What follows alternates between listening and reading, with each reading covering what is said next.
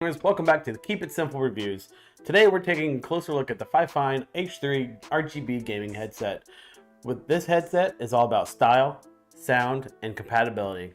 Stick around to see if it's right for you.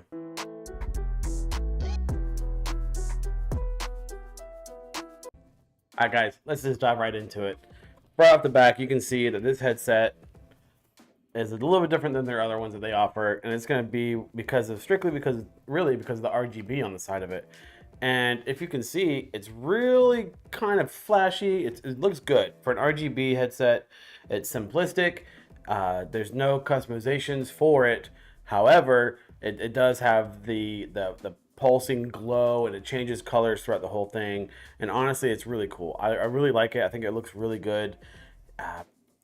We're going to talk a little bit more about the build and design of it here. So of course, you see on the side RGBs, right? You have the flexible microphone on the front here, padded earphones, and these are over the ear types. These are not on the ear type. So when you put it on, it goes directly over your ears. It fits really comfortably. The padding is thick, kind of slightly firmer than their other models that they offer. The earphones are adjustable and locking, and it's just overall comfortable to wear. I know what you guys are really wanting though. You want to know, how does it sound while I'm gaming? Well, I put some hours into it, guys, and I played Call of Duty. I played the new Pal World, just to have two different scenarios on it for gaming, and honestly, it performed well. You know, I could hear everything I needed to hear. No, I didn't hear that guy coming around the corner. That really wasn't the case. Another thing to mention is that it's omnidirectional, so it's kind of just in your ear. You don't have the directional audio like you would normally have with like a surround sound headset.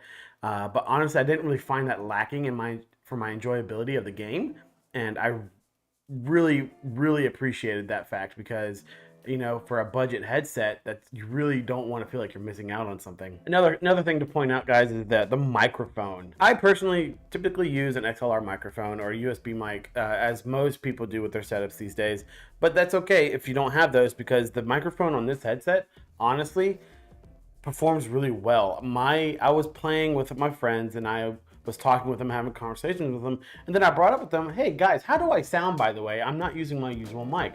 And they said, oh, it sounds great. I couldn't tell that you weren't using your normal microphone. And I told them specifically, I was like, well, guess what? This is a headset microphone. And they were like, well, wow, you sound like you're using like one of your XLRs. And I was like, that's great to know. I'll pass it along to my viewers. Another great feature is the control panel here that kind of goes along with the microphone, because it has a on-demand mute button. That's going to be right here, and you just slide up and it's muted, as well as the overall volume adjustment here. Now this adjustment controls the overall volume of the headset itself, not the microphone volume. So that would be something you would still need to configure within your game. And last but not least, guys, we're going to talk about the compatibility here. Okay, so I use this on my PC. It advertises to be used on Xbox, PlayStation, and even the Switch. And now, honestly, I could see that being the case, because it does just use a 3.5mm jack, and if you can plug it into your controllers or inside your PC, it's gonna work. I ran into no issues or anything. Another worthy note here is, let me show you the connectors here. I'm gonna go ahead and disconnect it from my power source for it here. So you see it no longer lighting up here, but see, it comes with two connectors here. Okay, you've got the 3.5mm, and then it comes also with the USB. Now, the USB is strictly for the power for the RGB lighting, and that's going to be because the audio and the power for the lighting cannot pass through the same cord. It's typically because USB outputs don't have a lot of juice in them to begin with, so running RGB plus down through that just wasn't going to be feasible for them. And honestly, it's not that bad, because if you're using a PC, let's say, because I'm using the PC, the audio port and the USB port is right next to each other, so you don't have a lot of space there, but like a lot of expansion there. But honestly, if you're trying to run RGB and the sound audio, you can also just get an extender for the USB port, or figure out another way to make that work. And that's it, folks. That's all we got today for the FIFINE H3 RGB gaming headset. I hope you enjoyed the video and hope it was very informative for you. If you have any questions, please feel free to put them down in the comments below, and I'll be sure to answer you as quickly as possible. I'll catch you guys later. Have a good one.